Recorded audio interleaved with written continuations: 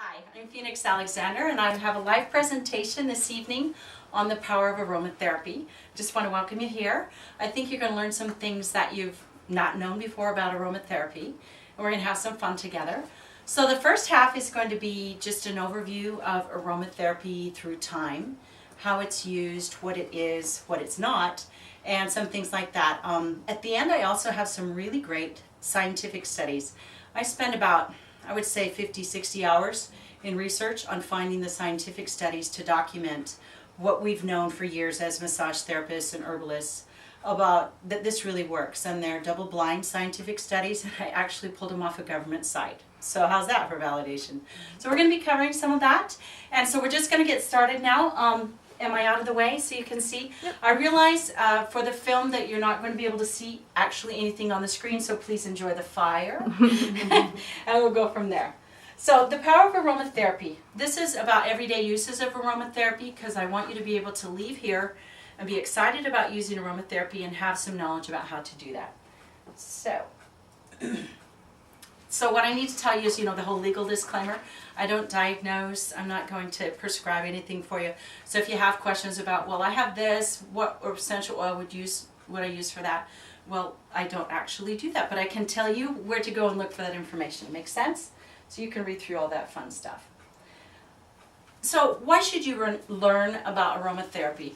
For me, first and foremost, I have had a lot of health challenges in my life, and I needed to know how to make my body work, to stimulate the body's natural healing resources. And aromatherapy has been one of my primary sources for healing.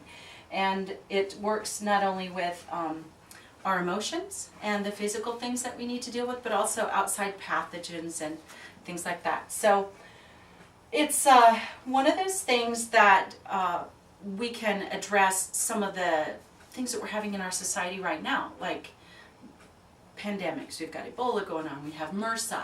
Tuberculosis has gained widespread hold because our bacteria and pathogens have become smarter. They become antibiotic resistant. So I'll tell you how I learned about aromatherapy.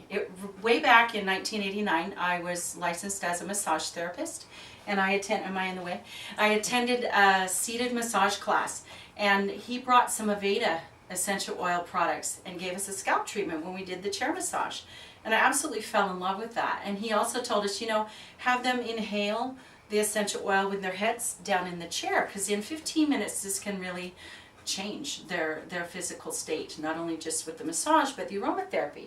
And so I got really intrigued with that, and I had at that time some health complications that had been really resistant to any other type of therapy, and I found that aromatherapy cured it. It was fantastic. So I decided to take some more training, so I took a home study course in 1992, and then I found what was then the very first certification course in aromatherapy. And when my daughter was 6 months old, I took her and we went for a 6-day training in Santa Monica.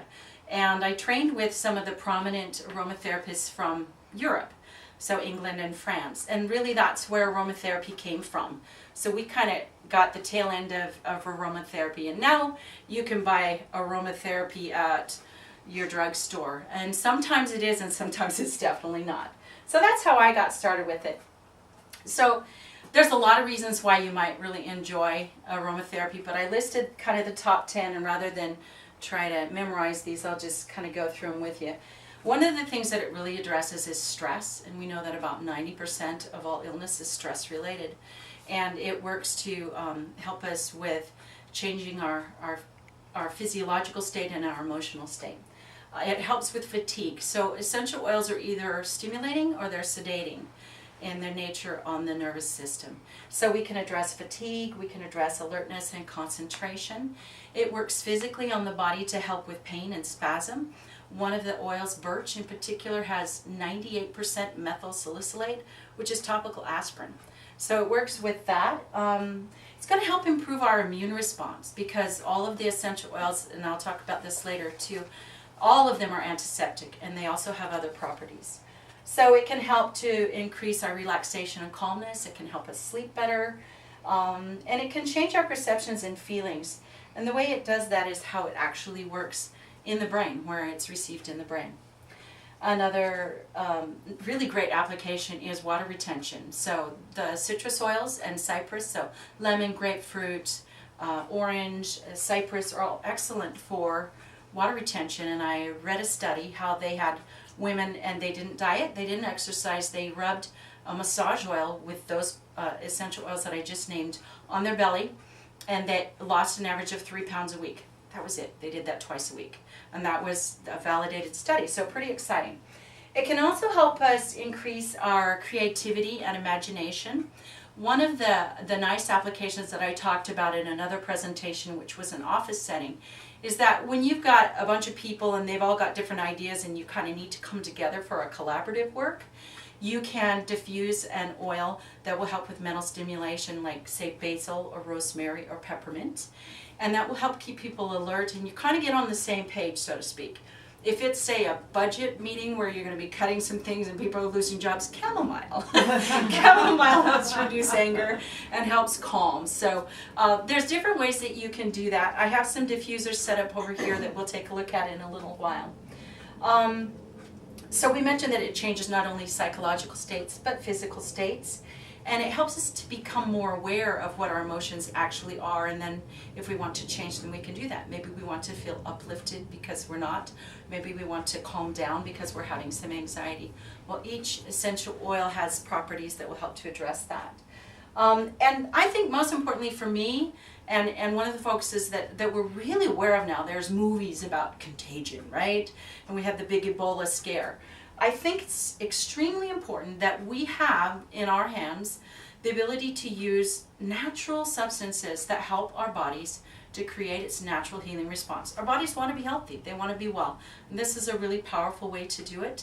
In your handouts, I have on the back page a foot reflexology chart. And one of the really effective ways of using essential oils is to identify where you're having the problem and use a very concentrated dose on the reflexes. So I've included that. And there are some fabulous studies on athletic performance in peppermint specifically.